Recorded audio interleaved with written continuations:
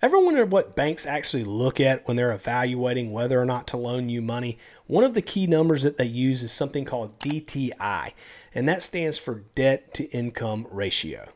Hey everybody, I'm Randy Wolfe, and DTI measures how much of your income goes towards your debt payments. And this is a really big number that lenders look at oftentimes because they can kind of use this number to see whether or not they feel like you're going to be underwater with debt. And so be sure to stick with me until the end of this video because I'm going to share sort of the target number that most lenders are typically looking at when they're looking at that DTI. So let's dive in. So the formula is total monthly debt payments divided by gross monthly income. That's going to give you your DTI number. So let's use some real world examples so you kind of get a better feel for this. So let's say you earn $5,000 per month and your debts total $2,000. That would mean your DTI is 40%.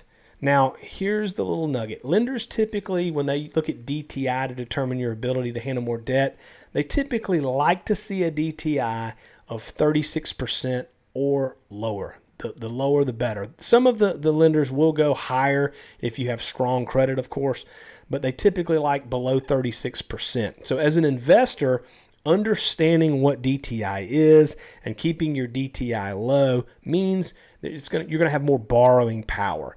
And so you want to make sure you're doing things like paying down consumer debt.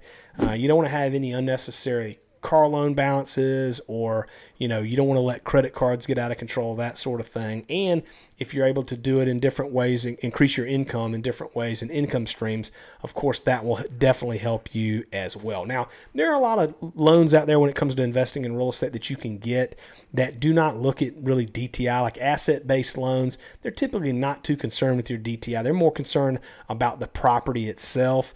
But if you're looking at traditional financing, conventional type of loans, DTI will be looked at. So definitely want to make sure you understand that. Another pro tip I'll give you is when applying for investment loans, you want to make sure that you're showing any rental income from your properties.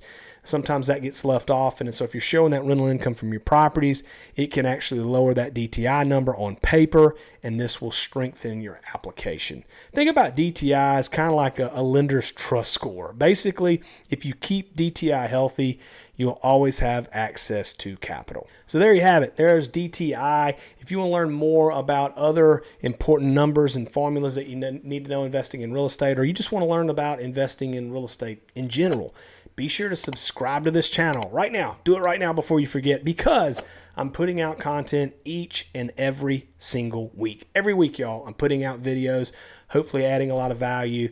And if you want to check out my private community, you can do that. I will put that link in the description below. But as always, thank you so much for watching today. I look forward to seeing you on the next video.